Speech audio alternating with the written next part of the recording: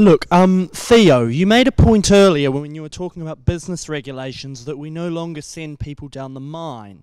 Now, I'm from Greymouth, New Zealand, which is a mining town, and I know we still do send people down the mine. I also know 31 miners in New Zealand died 2 years ago, some of which were family members of mine.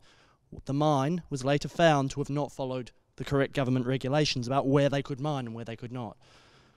What would you like to say to the family of those miners? Well, very simply, as what I said was, we don't send anybody down a mine that's not safe, is what the words that are used. And I also used the words much later on, which said common sense, that we've got to have common sense. Health and safety is important. It's our lives. The world's moved on.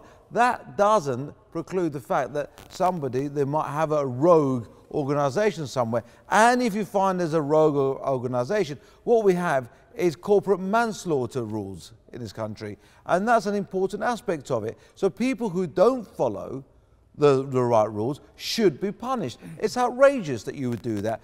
We live in a different world. What you're just saying is tragic and terrible, but it is, thank God, an exception.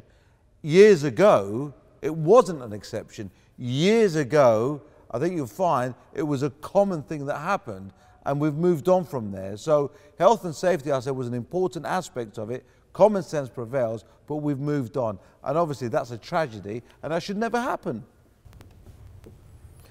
I think though, it is fair to say, despite all the health and regulation, everything else, there are certain ways in life that people choose to pursue that are inherently very dangerous. Think of the men on the lifeboats. They don't even get paid. They're volunteers. The risks they take in the seas they go out into are horrendous. And from time to time, tragically, lifeboat men lose their lives. But they knew that when they decided, without pay, to help others. So to a degree, mining is a risky business. Despite all the health and safety, it is more risky to your life than working in an office or working in a shop or perhaps working in a factory or many other walks of life. So to some degree, people who undertake that for whatever reason should be aware that they're engaging in a more risky business than a less risky business. Having said that, health and safety has to be there, but it has to be a balanced, common sense health and safety that most of the time works. Tragically, occasionally it doesn't.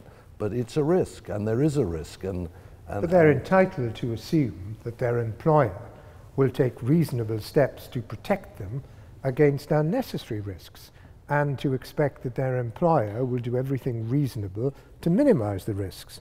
And that, I think, was not what happened in New Zealand.